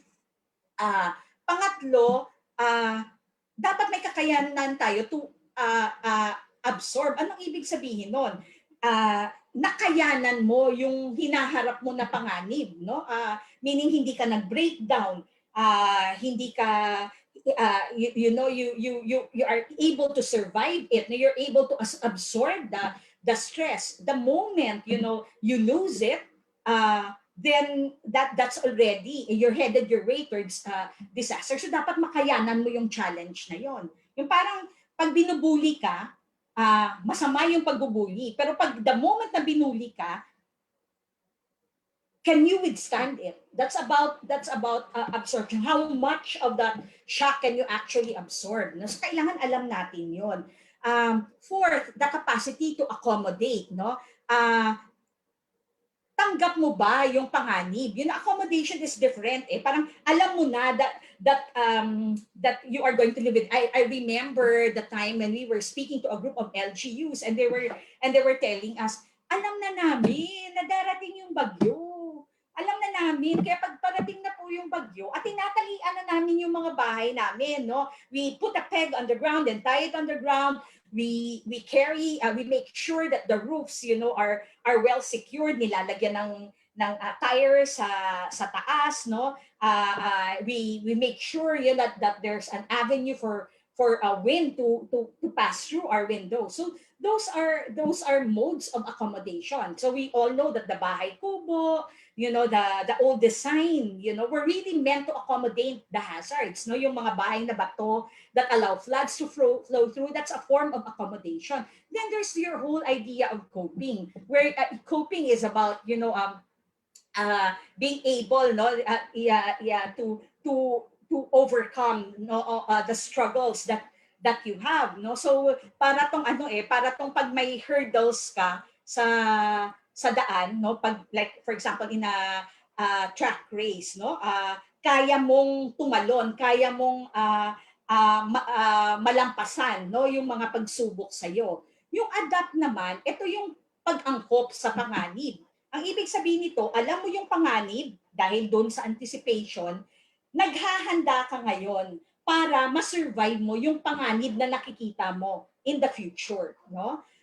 And part naman po ng resilience, ang sinasabi sa atin dito sa mga definitions na nagbigay, dapat may pagbabago na mangyari sa atin para maiwasan natin yung panganib, no?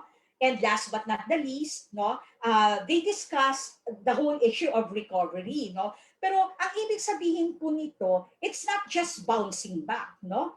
Makabawi ka sa epekto ng pagpanganib at bumuti, no? Meaning you do something better. You are not only going to bounce back, but you have to bounce forward, And so that's the whole continuum of resilience, based on the international framework.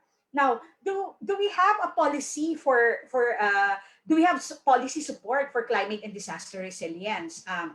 So these are some of the questions already thrown at me. I just want to tell you, because time is limited, that we do have, you know, we have a climate change law, we have the People Survival Fund, we have the Philippine Disaster Risk Reduction and Management and Strategy, and the Philippine Disaster Risk Reduction and Management Law, RA 10121. And I would like to give credit to my colleagues here who are listening, you know, who fought hard, you know, in the past decade, you know, to make sure that both of these laws, you know, are really passed. No? So and we do have a national framework strategy on climate change. And you can see there on the screen that you have an updated disaster risk reduction management framework. And if you look at the heart of all of these, both of these policies, is to make sure that we have a climate resilient, you know, a safe and climate resilient Philippines. So may agreement po yung dalawa na yan, no? Safe, adaptive, climate resilient Philippines. So yan po yung batas natin. At yan yung mga policies po natin. To be honest with you, I know that the laws may have the limitations, but I am fairly proud of those policies. You know, that there was a commitment, you know, initially from the government and different stakeholders to make sure that we become climate and disaster resilient.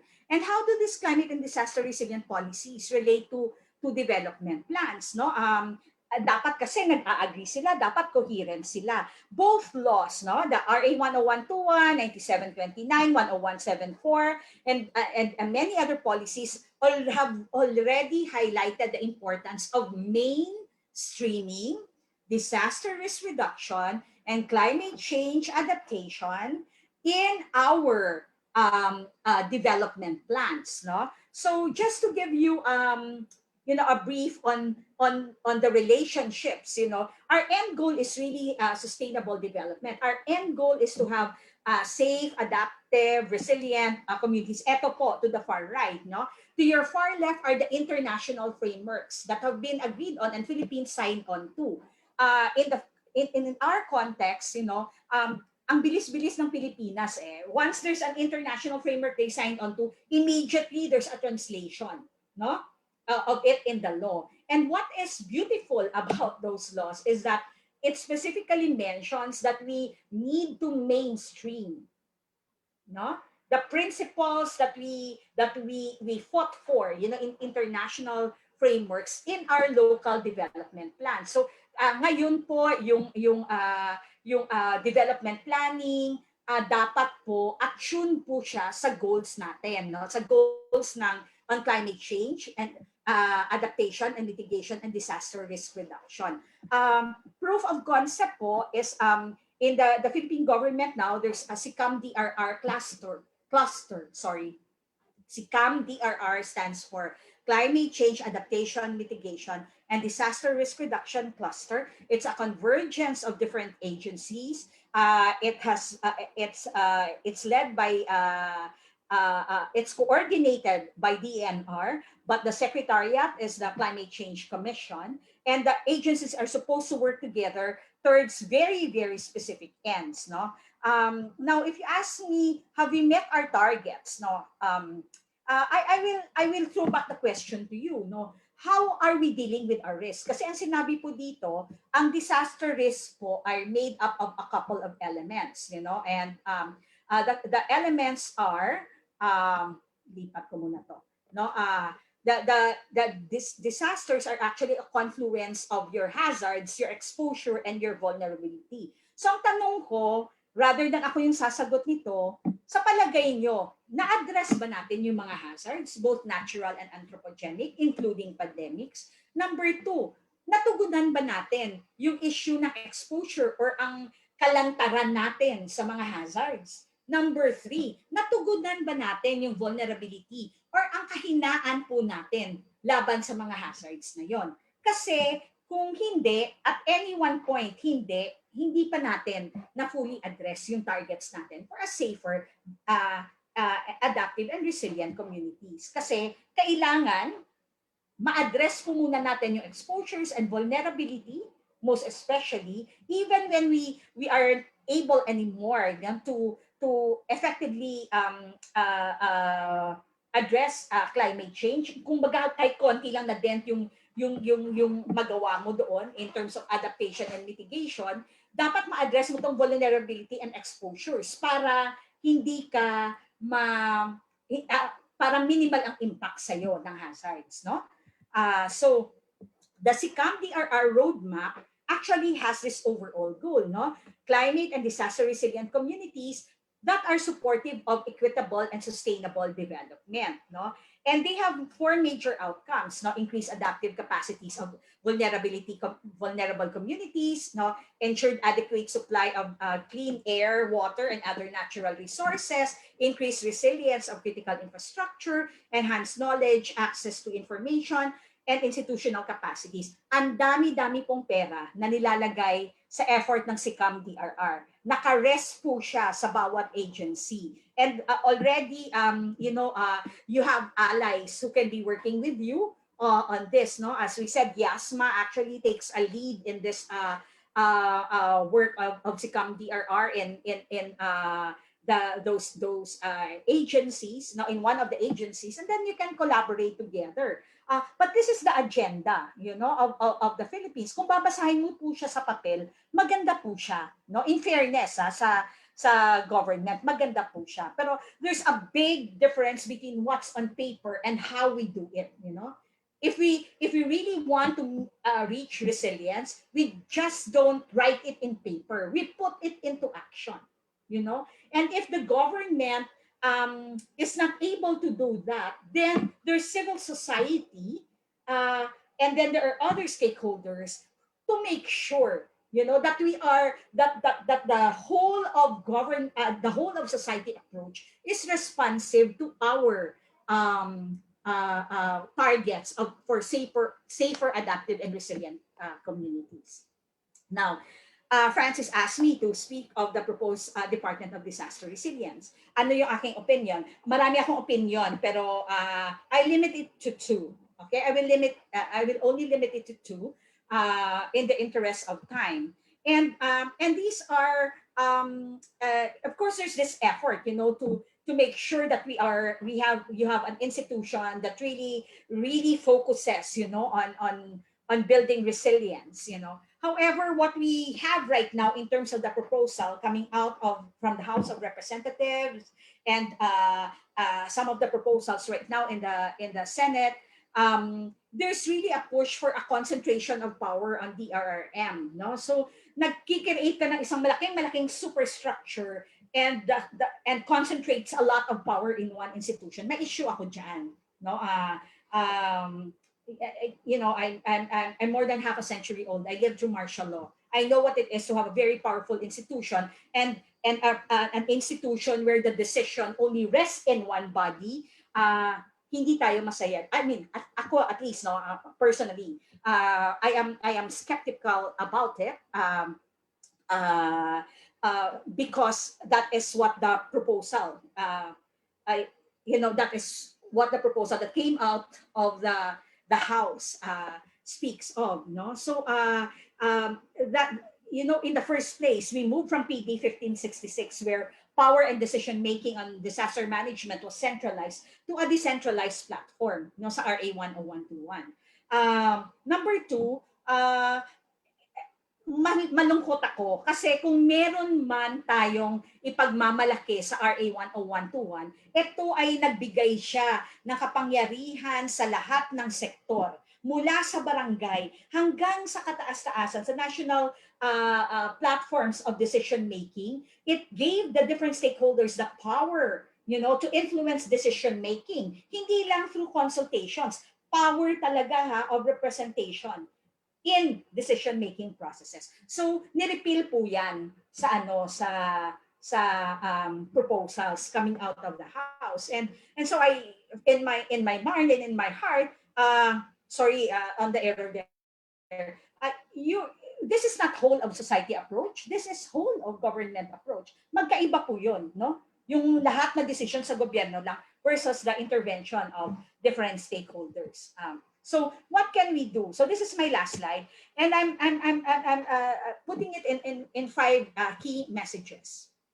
Okay, number 1, okay, dito ay we make sure that we are able to kayo po as climate leaders, mahalaga pong i-unpack, unawain talaga, pag-aralan yung risk ng Pilipinas. Ano yung hazards? Ano nga ba yung hazards na hinarap natin?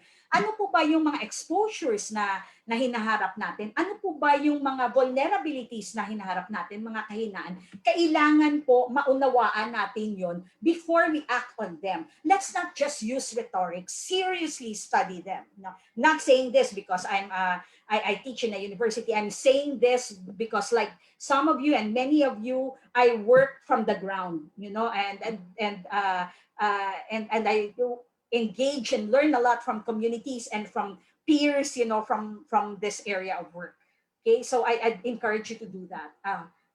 This is one thing that I borrowed from one of the scientists, kay Dr. Rosa Perez. No, she would tell me, and I was taught earlier on, that you need to be able to sharpen your foresight. No, so prepare for 3 P's. No, you prepare for the possible, the probable, and the plausible. Yung paghandaan mo yung siguradong mangyayari, yung probable na pwedeng mangyari, at yung plausible na malayo at di inaasahang mangyayari pero baka mangyari. Okay? So we need to prepare for that. Number 3, nung maalala to ng some of my colleagues, over a decade ago, may pag-aaral yung mga around 500 organizations around the world, no? And then they tried to parang examine the pillars of what will constitute, what will help enable a community to become more disaster resilient. Yung isang requirement doon is to create enabling environment. So meron kang targets, no? Meron kang capacities. Pero dapat, meron kang capacity targets, pero dapat may enabling environment ka na nagsusupport that allows those capacities to be developed. So ito yung mga nagbibigay daan na pamamahala, kaugnayan to ensure resilience, no? To ensure that resilience will be able to unfold and will thrive over time. No? So kailangan may supportive, hindi lang community organizations, but more importantly, supportive government ka. No? And supportive institutions that allows those capacities to thrive. No? Yung mahalaga din ay yung issue ng accountability. Sa may very famous song tayo yung walang sino man ang nabubuhay para sa sarili lamang, no? It's a song on pananagutan, no? It is at the heart really of our whole issue of climate justice. No, sa sitwasyon natin, kunwari itong nangyari sa atin na mga sakuna, sino ba yung mas accountable doon? Ang unang sagot, kung babasihan natin yung batas natin, whole of society, ang ibig sabihin, tayong lahat accountable sa nangyari. Pero merong mga ahensya ng gobyerno, merong mga institusyon, merong mga organisasyon who have greater power and resources, no? To ensure that we are resilient. They are also given that power to prevent the loss of lives and assets, no? So having said that, no, meron tayong common but differentiated responsibilities. Kaya you ask me whether it's right for you to call for accountability. Yes, no? But that accountability, that call for accountability needs to be informed. Okay? Finally, I'm happy that you gave me the opportunity to engage with the youth. Kasi while my heart is young, the spirit is willing, but the body is weak. No, we need to believe. No, young people now need to believe in your efficacy to make those changes happen. I'm saddened when there's a lot going on and there's less of that coherent and cohesive action and call for change. You know, and when you ask young people why they act that way, ang sasabihin ng iba, Wala namang mangyayari. Ganun pa rin. If we continue to act that way, then change will never happen. So what is efficacy? No? It is, paniniwala po siya sa kapangyarihan na pwedeng magdulot ng pagbabago.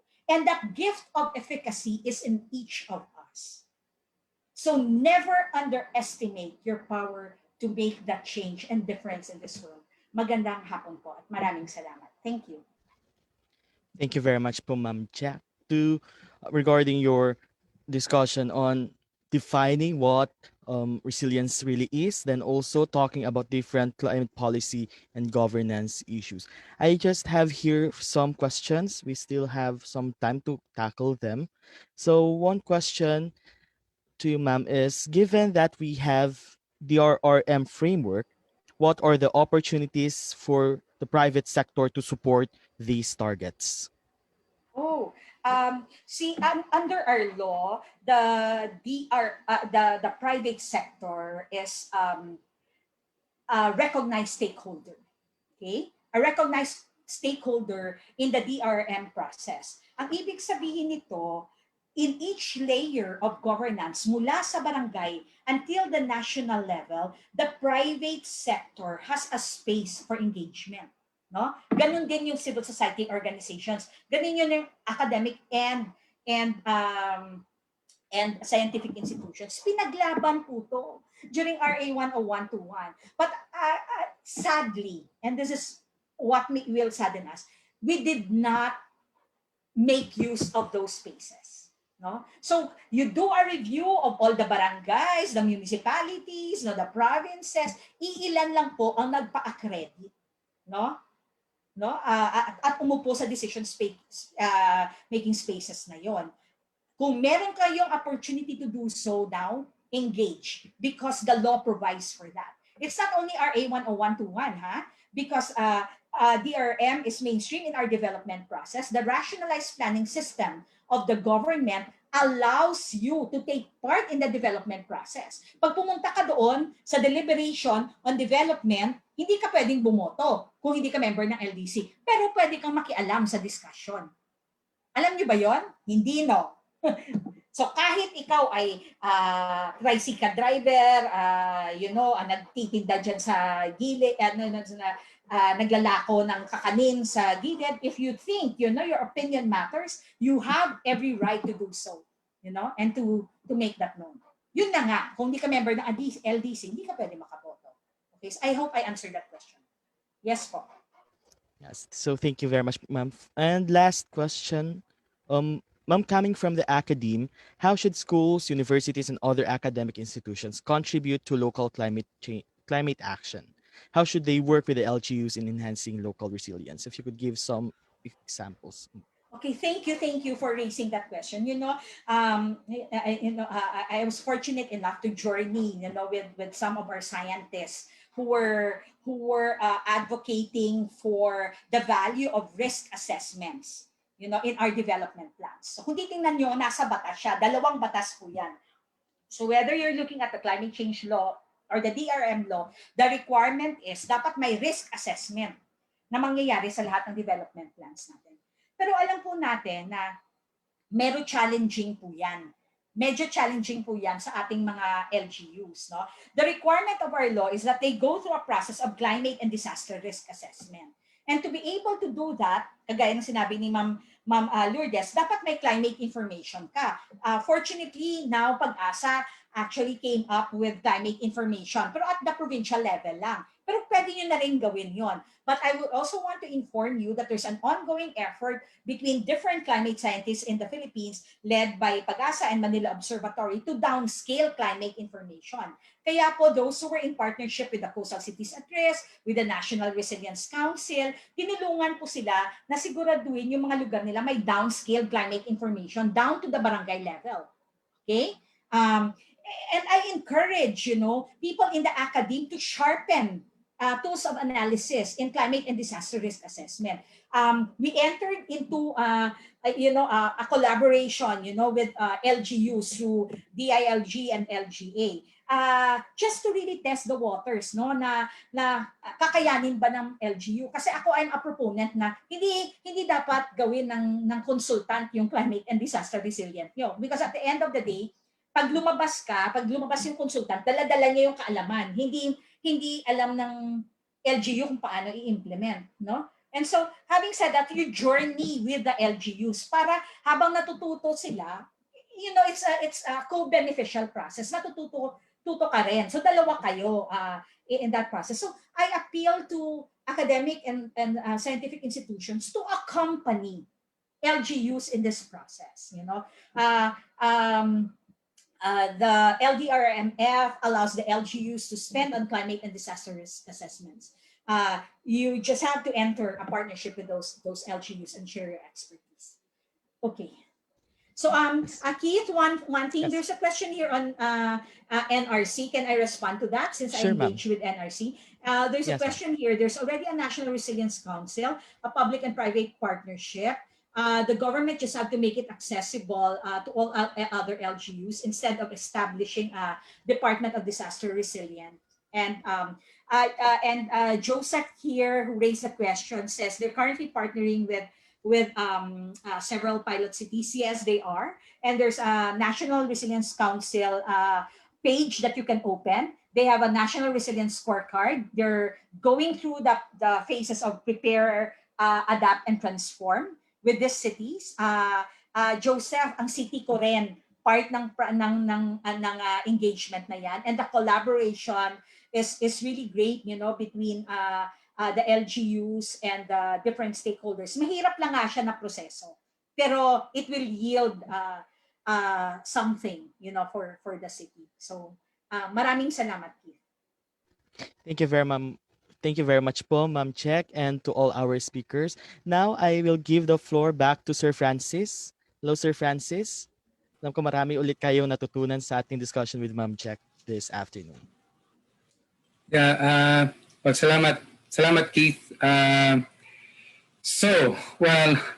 una kong natutunan, napaka yaman ng ating topic for today, no? So, ang ni-note ko dito, kung tayo ay magkakaroon ng kumbaga yung online course for the Climate Reality Project Philippines, siguro isang subject itong may isang subject yung Climate Science 101 where we will ask sila Ma'am Lourdes, para talaga palalimin ito, no? At masagot natin yung maraming tanong. Ganun din yung Resilience 101, no? So meron tayong dalawang subject na gagawin para sa ating online course, no? Pero katulad ng sabi natin, meron tayong pagkakataon para magkaroon ng diskusyon yung mga nandito kasama natin sa Zoom room.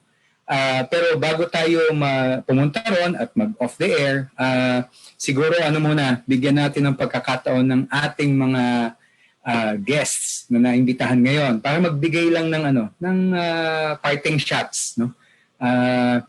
Para sa ating mga taga-subaybay. Kung ready na po kayo, pwede po bang marinig ang inyong tinig muli, no?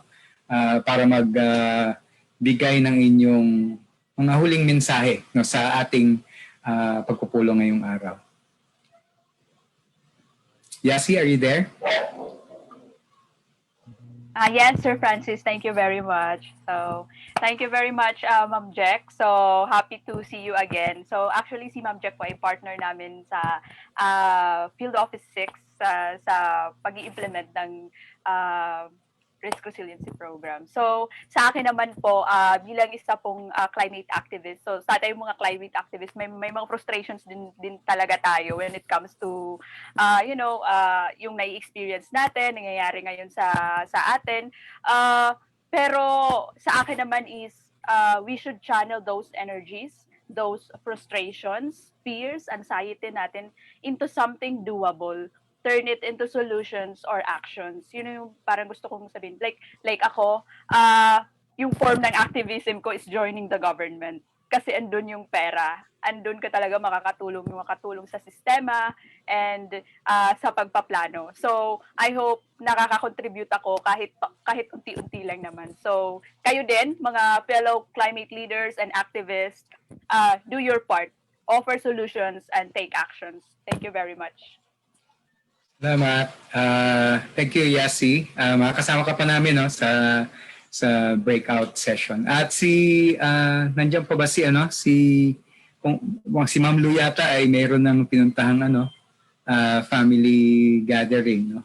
Jack, parting shots mo. Parting shots. Okay. Climate change is a science problem, no? So we need to develop our knowledge, our skills, no, through science and evidence-based approaches, no? Kasi hindi siya simpleng problema. So ang isa dito talaga ay tama si Francis, mag-aral. Mag-aral tayo. Kasi delikado po yung nagsasalita tayo ng statements na puro rhetorics lang, no? So mahalaga po 'yon, no? Constantly, wag tayong matakot sa balitaktakan. Kami ni Francis paragi kaming ganyan, no? Wag tayong matakot sa ganon kasi it takes a lot of humility to be in this area of work, no? Yes. I'm a physical scientist. I'm a social scientist. Hindi nga ako top level scientist. Nagtuturo lang po ako, no? I have engaged in community work. Ang mga kasabayan ko dito ay mga top level scientists. So kumbaga sa periphery ng mundo nila, doon ako sa gilid. Parang aliping sa gilid ka in a sense, no? Pero dahil gusto kong matuto, dahil gusto kong makatulong, no? Kasi nagtrabaho din ako sa humanitarian work. Ang dami ko nakitang patay. Sabi ko parang ayoko dito. Kaya sabi ko gagawin ko ang lahat para mapigilan, no, yung pagkamatay ng mga tao at pagkawala ng ng mga ecosystems. That is where I'm really coming from, no? So the years, we all invested to that, no? It takes a lot of humility on that part, no? And then you're young. I know that right now there's knowledge that's available all around you, but please do believe in the wisdom of intergenerational transfer of knowledge, no? Marami po tayong mga wise, maalam, gifted, people who naka-retire na. Huwag naman natin sinasabihin, ay matanda ka na, parang